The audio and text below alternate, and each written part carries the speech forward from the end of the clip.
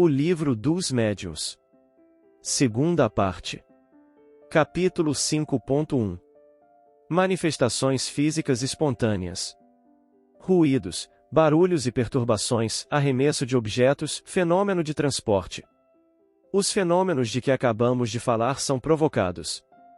Mas, algumas vezes, ocorrem espontaneamente, sem participação da vontade e se tornam frequentemente muito importunos.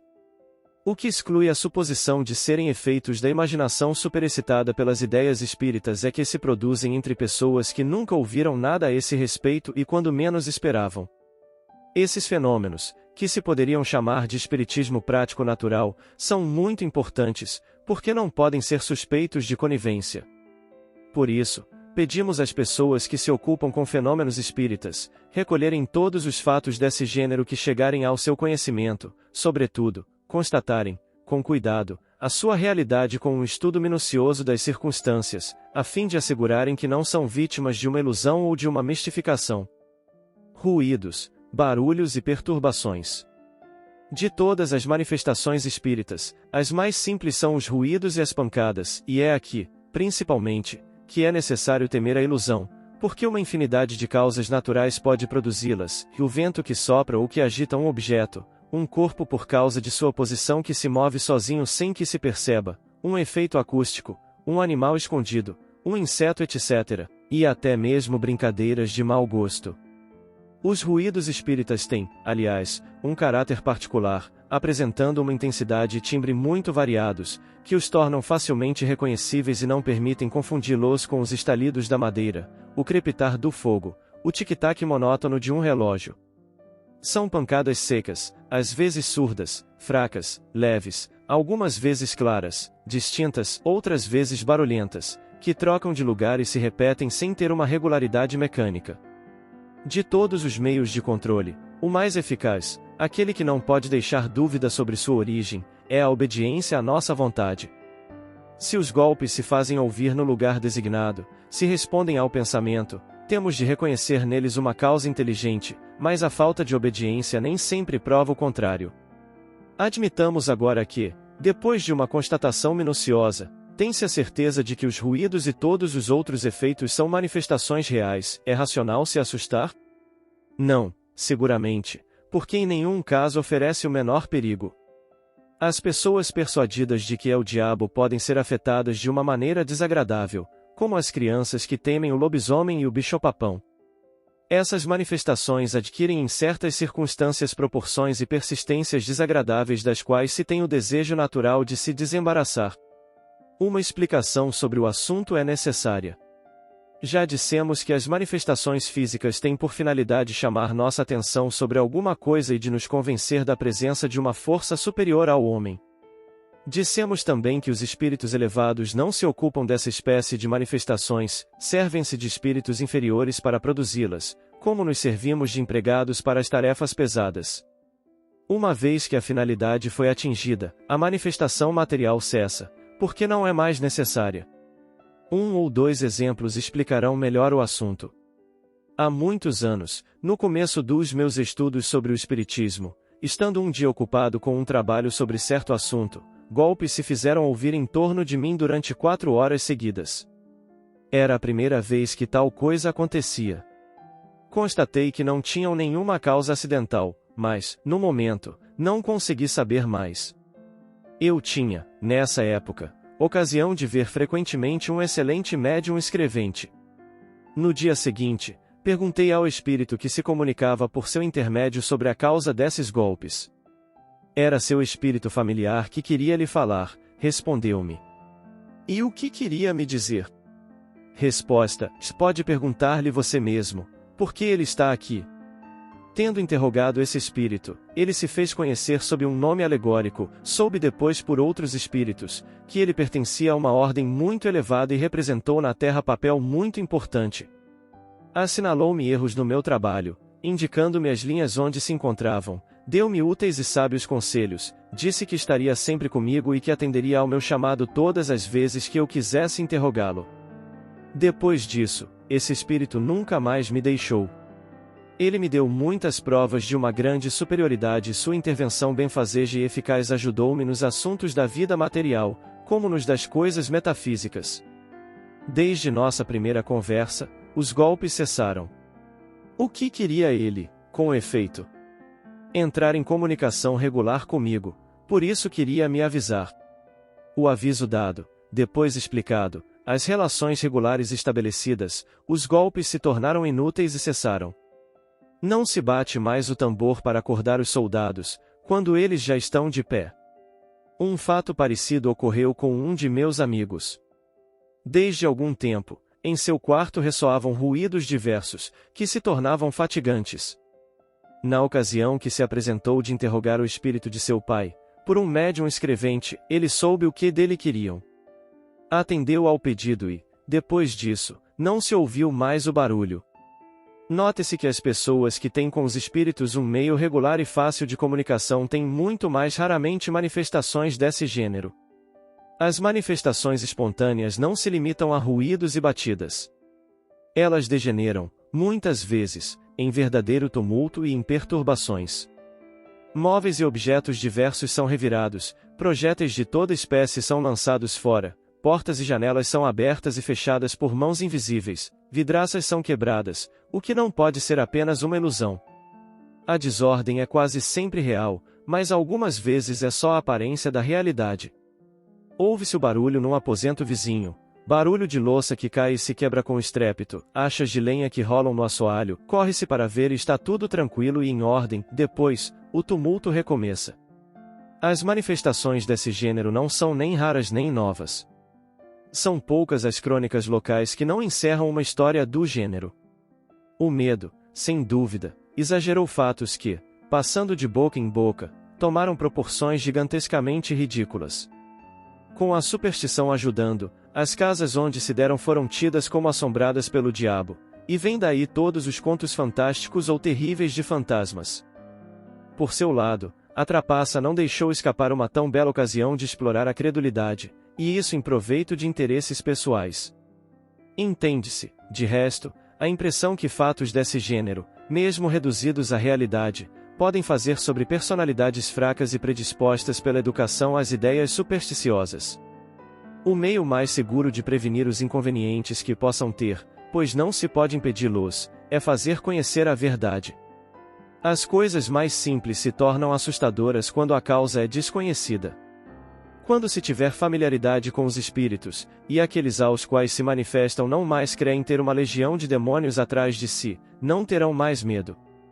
Pode-se ver na revista Espírita o relato de muitos fatos autênticos desse gênero, entre outros a história do espírito batedor de Bergsaber, cujas estrepolias duraram mais de 8 anos, nos de maio, junho e julho de 1858, a de Blüsdorf, agosto de 1858, a do Padeiro das Grandes Vendas, perto de Dieppe, março de 1860, a da Rua de Noyers, em Paris, agosto de 1860, a do Espírito de Castelnaudary, sob o título de A História de um Condenado, a fevereiro de 1860, a do Fabricante de São Petersburgo, abril de 1860, e muitas outras.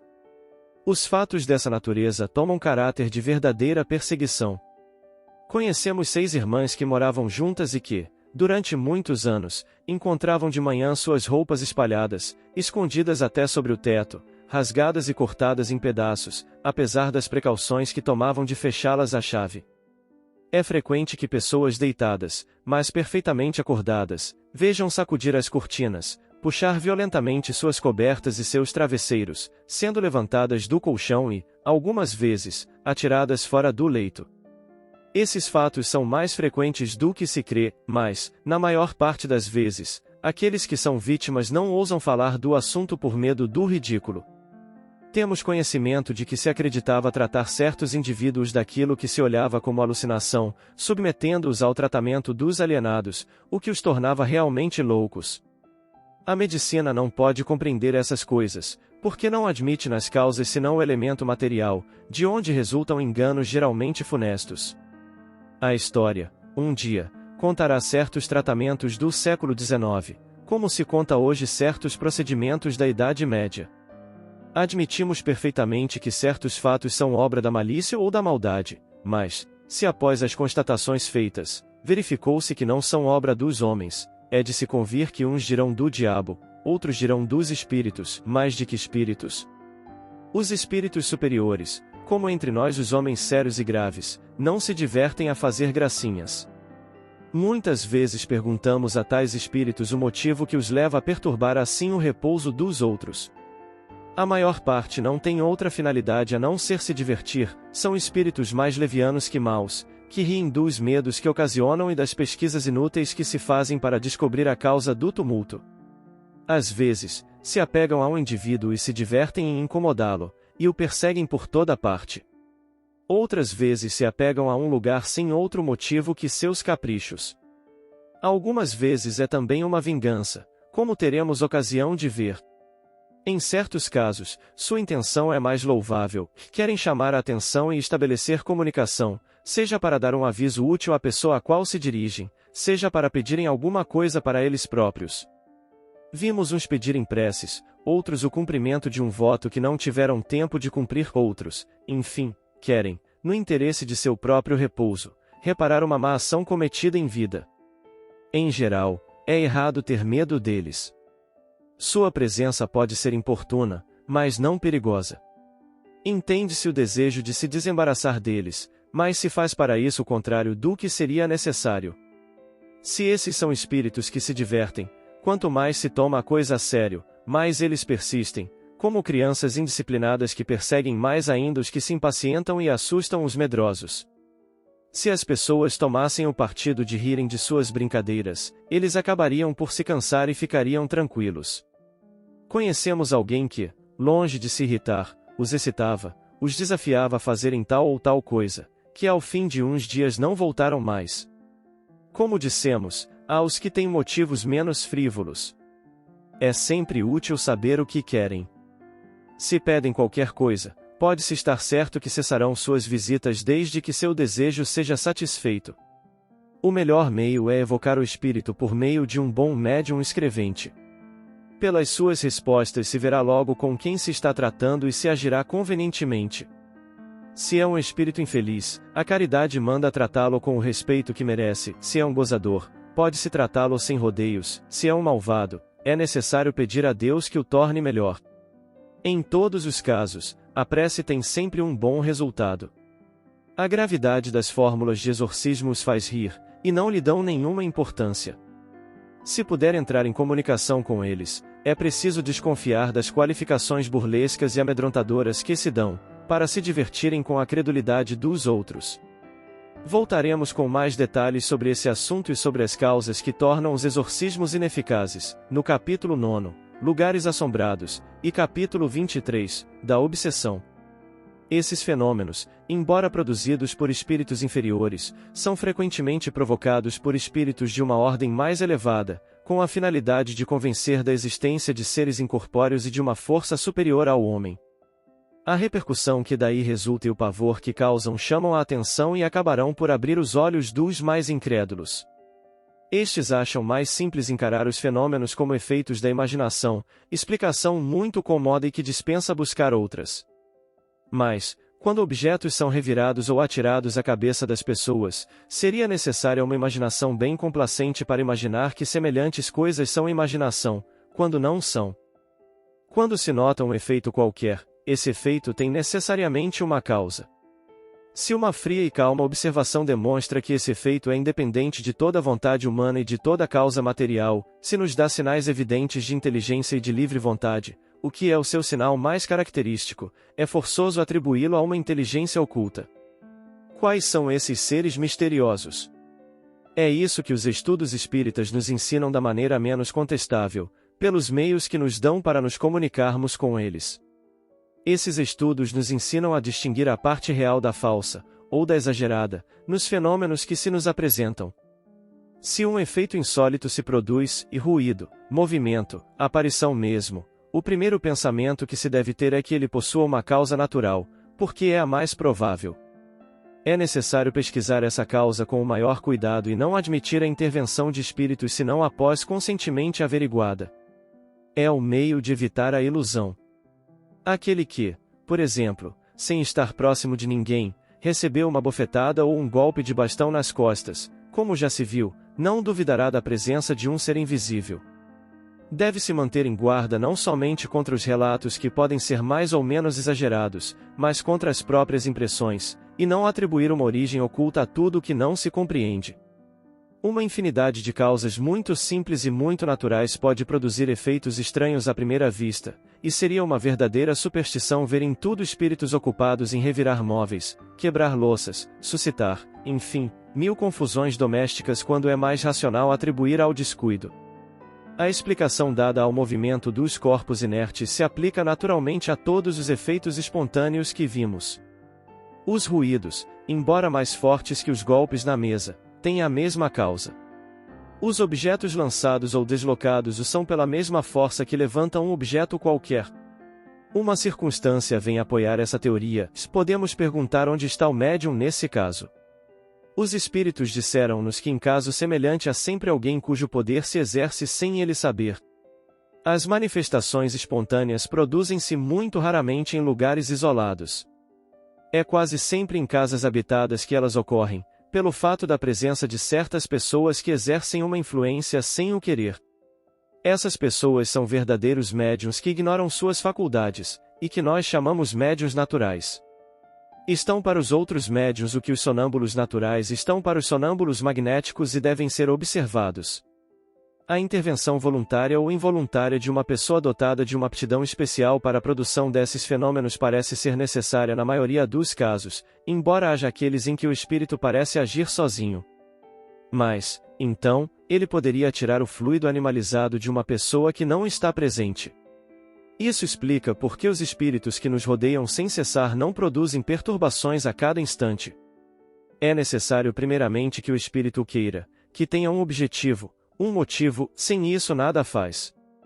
Em seguida, é necessário que encontre, precisamente no lugar onde quer agir, uma pessoa apta a ajudá-lo, coincidência que ocorre raramente.